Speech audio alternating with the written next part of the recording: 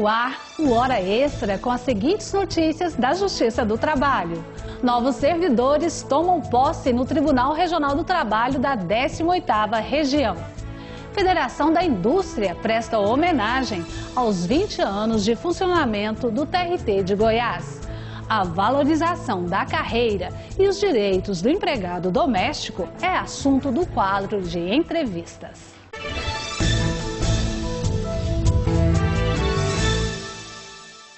O TRT da 18ª Região conta com um reforço de novos servidores, que tomaram posse para atuar em todo o estado de Goiás. Tomaram posse mais 44 candidatos aprovados no último concurso público para servidor, promovido pelo TRT de Goiás. A cerimônia, presidida pelo desembargador Gentil Pio, contou com a presença de diversas autoridades, além de familiares e amigos dos empossandos. Os recém-chegados demonstraram entusiasmo com a nova carreira. Eles irão atuar nas unidades judiciárias distribuídas no interior do estado de Goiás e também na capital, Goiânia. Olha, as expectativas são as melhores possíveis, né? Porque o Tribunal Regional do Trabalho da 18ª Região, com certeza, está entre os tribunais mais eficientes do Brasil, não só da Justiça do Trabalho, mas como um todo. Então, estou muito satisfeito. E espero que me aposentar aqui, entendeu? Vim da iniciativa privada e confesso que fiz uma escolha acertada. É uma alegria muito grande esse dia. Representa a realização de um sonho, de um período de muito estudo, de muita dedicação. E a expectativa de poder colaborar com o tribunal, de prestar um bom serviço. E ao nível dessa competência do TRT da 18ª Região. Agora, dos 270 cargos criados por lei em 2009, 80% já foram preenchidos.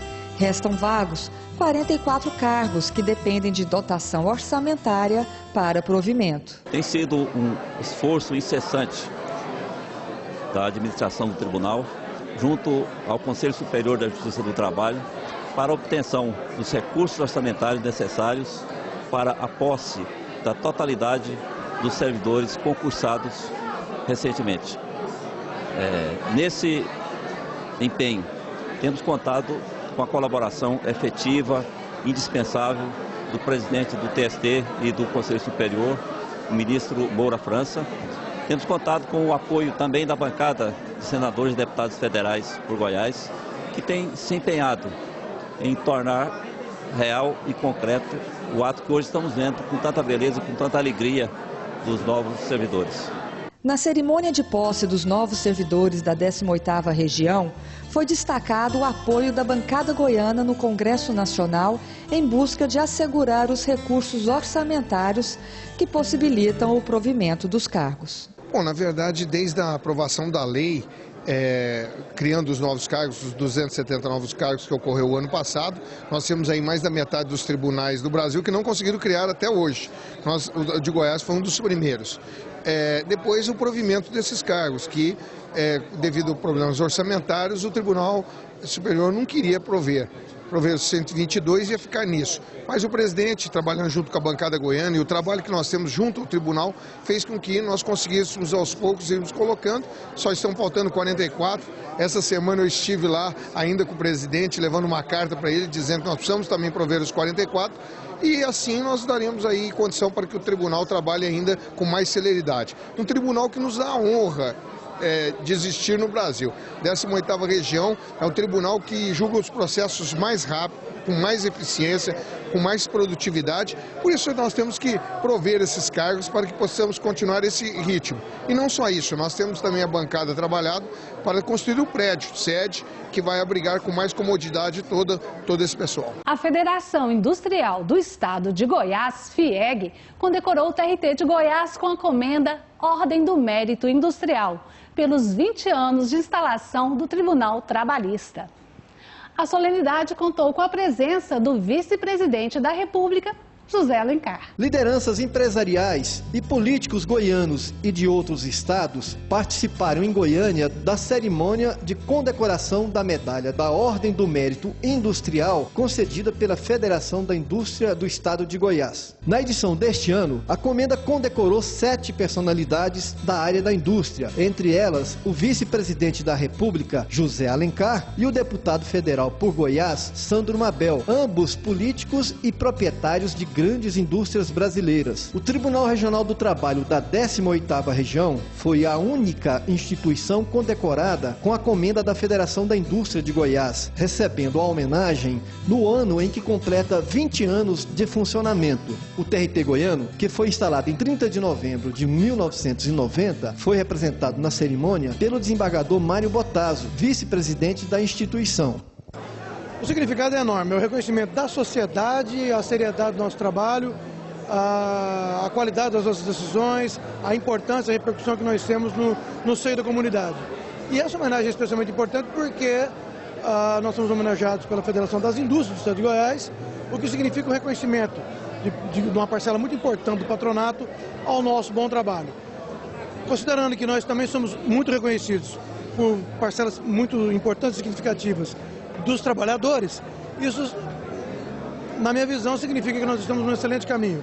Nós temos o respeito da sociedade, sem comprometimento daquilo que nós temos que fazer, que é entregar a tutela jurisdicional. Ao justificar a escolha da Justiça do Trabalho para ser a instituição a receber o diploma, o presidente da Federação da Indústria do Estado de Goiás disse que a homenagem representava o reconhecimento dos industriais goianos a todos os presidentes e membros da 18ª Região. Olha, primeiro é o seguinte, é uma conquista de Goiás termos aqui o TRT no Estado de Goiás. Eu tenho uma posição muito clara. Nós precisamos de procurar eliminar o processo dos conflitos da relação de trabalho. Eu acho que esse é o principal objetivo nosso. Nós temos que ter uma solução, uma resolução do trabalho que tem que atender às necessidades do trabalhador e às necessidades do setor produtivo. O TRT para Goiás ele veio para amenizar, ajudar a gente a procurar conciliar mais essa relação do setor do trabalho com o setor produtivo, com o setor empreendedor. No próximo bloco, conversamos com o juiz do trabalho, Marcelo Pedra, sobre a valorização da carreira e os direitos do empregado doméstico. Voltamos já. Hora extra. O empregado pode recusar-se a trabalhar horas extras? Sim, a recusa é legítima, salvo em caso de força maior ou dentro de limites estritos, quando a necessidade for imperativa.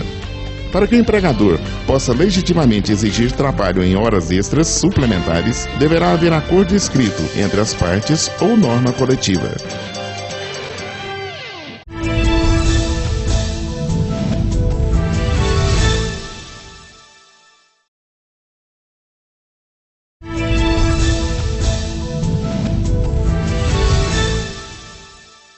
Através dos séculos, o trabalho doméstico tem se mostrado sempre necessário e indispensável para muitas famílias.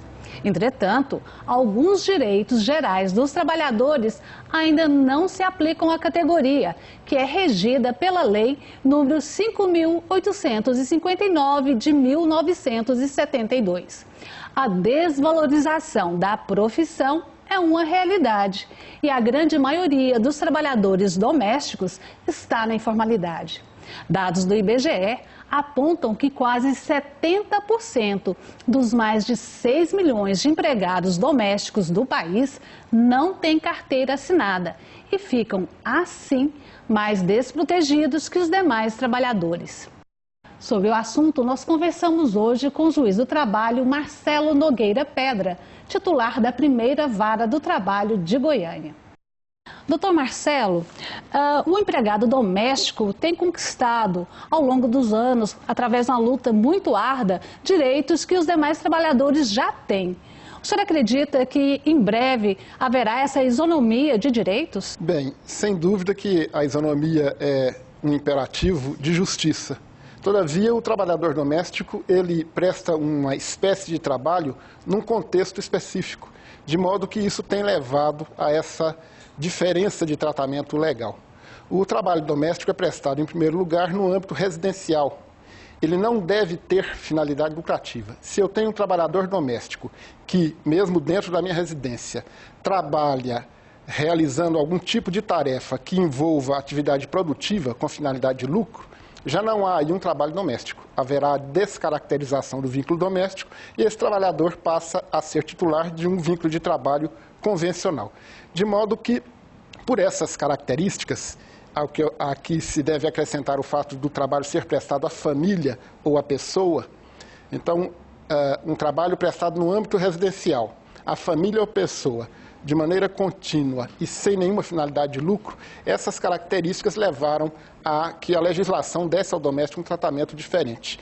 Mas, por uma questão de justiça, de isonomia, que é um princípio constitucional, nós entendemos que, historicamente, tem havido avanços e eles deverão continuar a ocorrer, vem se reproduzindo ao longo do tempo a edição de leis que aproximam os direitos do doméstico dos demais trabalhadores e acreditamos que a tendência é de que, se não houver propriamente uma igualdade, já que as situações de trabalho são diferentes, mas uma aproximação maior numa situação de maior justiça. É comum as pessoas terem uma dúvida. Quando é que configura trabalho doméstico e quando é prestação de um trabalho esporádico como as diaristas? Bem, nós temos notado realmente a dúvida da população em geral e dos próprios envolvidos na relação de trabalho doméstico a respeito desta faceta do trabalho doméstico. É que o vínculo doméstico tem uma característica que é a continuidade. A Lei 5.859 expressamente declara que o vínculo doméstico deve ser de trabalho contínuo. E a jurisprudência dos tribunais tem entendido que esse trabalho contínuo deve se desenrolar por um número mínimo de dias da semana. De modo que, do ponto de vista da jurisprudência prevalecente, no momento nós temos o seguinte quadro. Aquele trabalho doméstico prestado em até 3 dias da semana, ele tende a ser declarado um trabalho de natureza autônoma, por ausência do requisito continuidade. Se ele é prestado por mais de 3 dias na semana, já haveria aí o preenchimento do requisito continuidade e então nós declararíamos a existência, no caso de um contrato de trabalho, um contrato de emprego doméstico.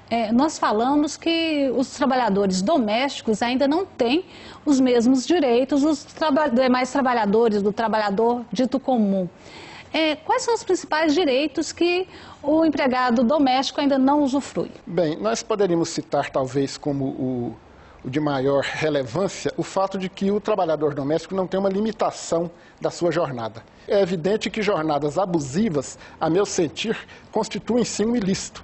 Elas, de certo modo, violam até a própria dignidade humana, de modo que seriam, então, passíveis de algum tipo de ressarcimento para o trabalhador, talvez sob a modalidade de indenização. Bom, tramita no Congresso Nacional um projeto de lei que limita a jornada do trabalho e estabelece a hora extra para o empregado doméstico.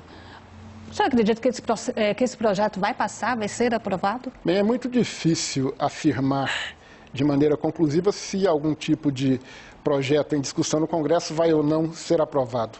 No caso específico, nós temos aí uma dificuldade grande, que é o fato de o trabalhador doméstico ser uma categoria desarticulada, uma categoria pouco organizada. Isso decorre de vários fatores. Um deles é que, normalmente, há um trabalhador doméstico por residência. São raras as residências em que trabalha mais de um doméstico. Esse é um fator que leva à desorganização da categoria. É uma categoria pulverizada. Há também problemas relacionados com um nível educacional não tão elevado nesse âmbito, nessa categoria de trabalhadores, e também uma certa falta de politização. Então, de modo que isso são fatores que dificultam porque impedem o exercício de um poder de pressão maior sobre o parlamento, que é, como todos nós sabemos, aquilo que faz com que os parlamentares aprovem ou não determinado projeto.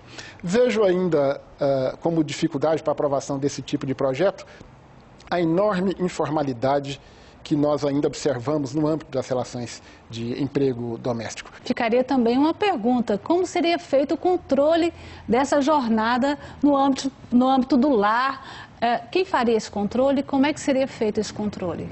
Possivelmente esse seja um dos motivos pelos quais não há ainda na legislação a previsão de uma jornada determinada para o doméstico, já que o trabalho prestado no recesso do lar traz algumas dificuldades. A primeira delas é o próprio registro dessa jornada. Veja, Márcia, que atualmente apenas as empresas com mais de 10 empregados, com 10 ou mais empregados, é que estão obrigadas a manter o registro de ponto disponível, inclusive para fiscalização dos auditores do Ministério do Trabalho. Dentro do lar, haveria também a dificuldade de comprovação do cumprimento da jornada, já que o lar é o asilo inviolável do indivíduo, inclusive por força de norma constitucional. É verdade. Nós vamos para um rápido intervalo e voltamos já, hoje falando sobre os direitos do empregado doméstico. Não saia daí.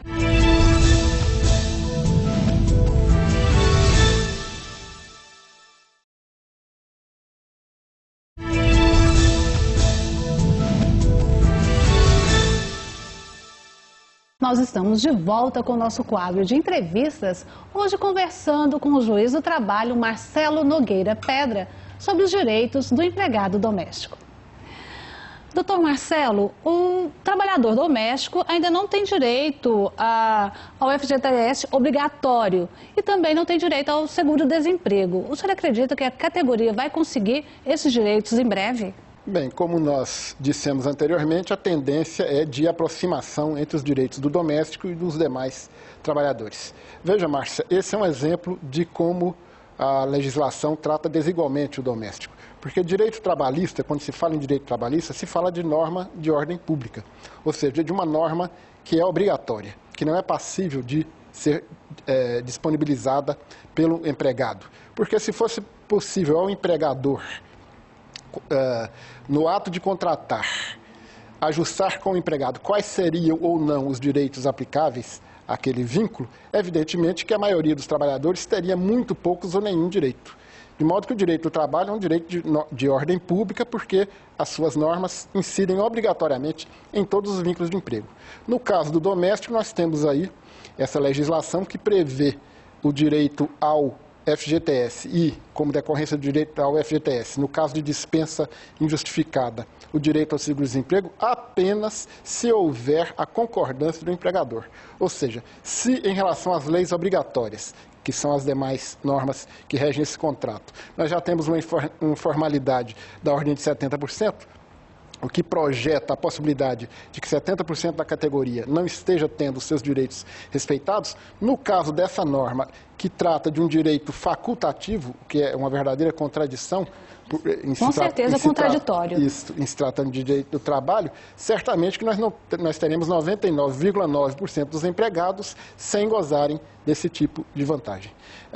Acreditamos, portanto, que mais um passo a ser dado no sentido de buscar uma maior isonomia, maior justiça social no tratamento dado ao trabalho doméstico, seria sim tornar obrigatório o FGTS e também o seguro-desemprego, que, no caso do doméstico, dá a ele direito apenas a 3 parcelas, diferentemente dos demais trabalhadores, e no valor máximo de um salário mínimo. Agora, sempre atentando para o fato de que mais importante que conferir direitos é assegurar que eles sejam cumpridos. Existe um projeto de lei também em tramitação no Congresso Nacional que prevê a redução da contribuição previdenciária para 6%.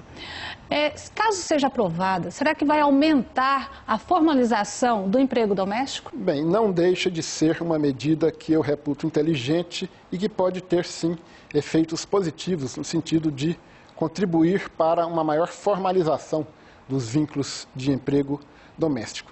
Veja, Márcia, que atualmente, também nesta mesma linha, já é assegurado por lei ao empregador deduzir anualmente da sua declaração de ajuste do imposto de renda os valores que ele tenha utilizado para pagar, para recolher a contribuição previdenciária cota parte do empregador, que é no percentual de 12% sobre o valor do salário. Isso fica limitado a apenas um empregado atualmente e ao valor correspondente ao salário mínimo. É uma vantagem pequena, mas não deixa de ser uma vantagem.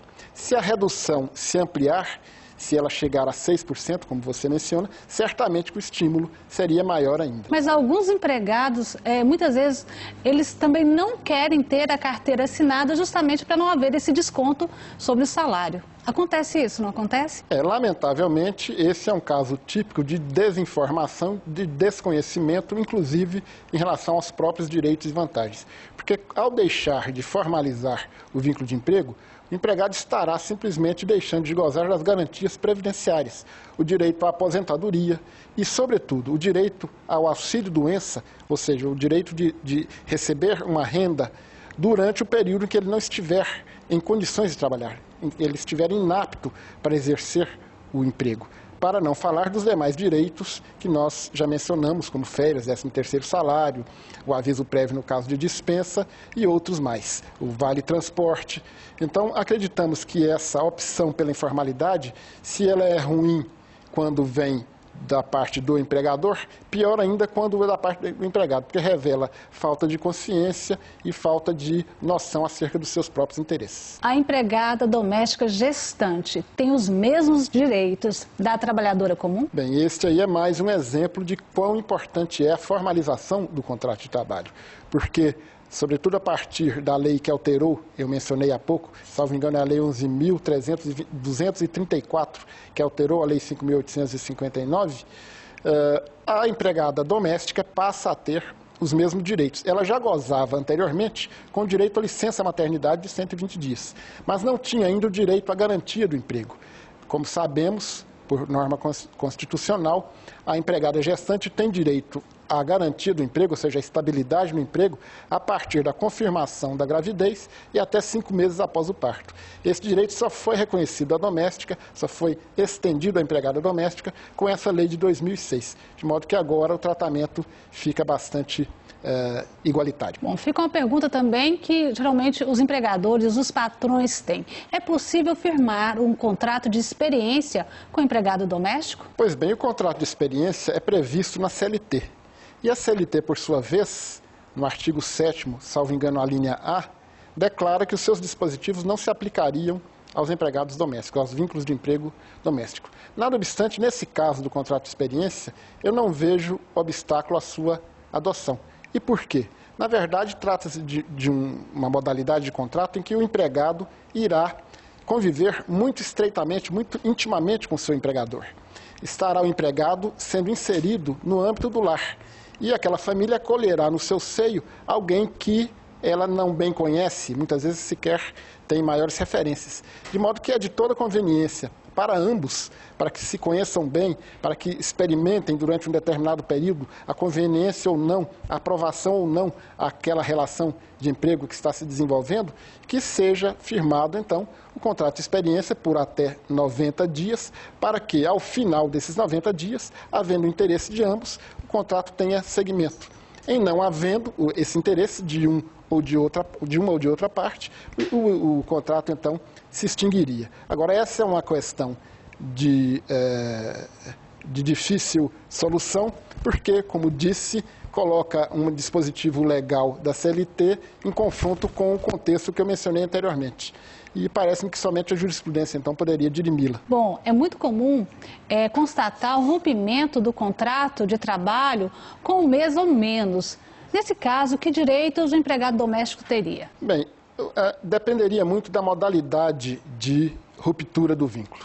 Nós poderíamos ter a ruptura do vínculo por pedido de demissão do empregado, por dispensa por parte do empregador sem justa causa, poderia ser a dispensa com justa causa por parte do empregador, poderia ser também a rescisão indireta. São muitas situações a serem consideradas. São várias as situações. Mas fiquemos no caso do pedido de demissão e da dispensa sem justa causa. Se o empregador dispensa, ele tem que avisar com 30 dias de antecedência. Se não for feito esse aviso, ele teria que pagar o aviso prévio de maneira indenizada e pagaria ainda as férias vencidas e proporcionais. No caso, você mencionou um contrato muito curto, seriam férias proporcionais, e o 13º salário também proporcionais. Em que bases? 1/12 por cada mês de trabalho, ou período de 15 ou mais dias. No caso do empregado, ele teria que dar o aviso prévio.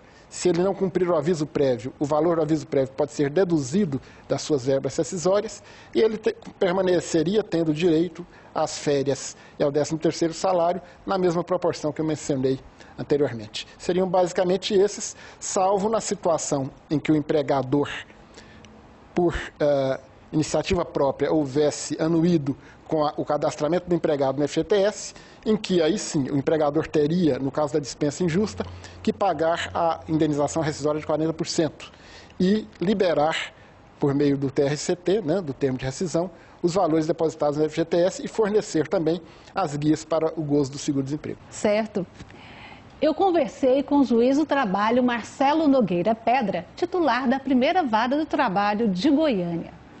Doutor Marcelo, muito obrigada pela presença. É sempre uma satisfação, Márcia. Essa edição do Hora Extra chega ao fim. Muito obrigada pela sua atenção e até a próxima semana.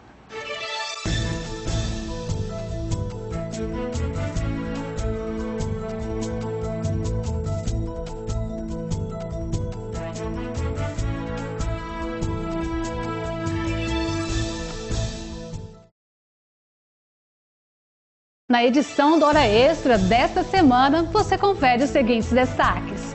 Novos servidores tomam posse no Tribunal Regional do Trabalho da 18ª Região. Federação da Indústria presta homenagem aos 20 anos de funcionamento do TRT de Goiás. E mais, saiba quais são os direitos do empregado doméstico e que projetos estão em tramitação no Congresso Nacional visando a valorização da carreira. Sobre esse assunto, nós vamos conversar com o juiz do trabalho Marcelo Pedra. Não perca!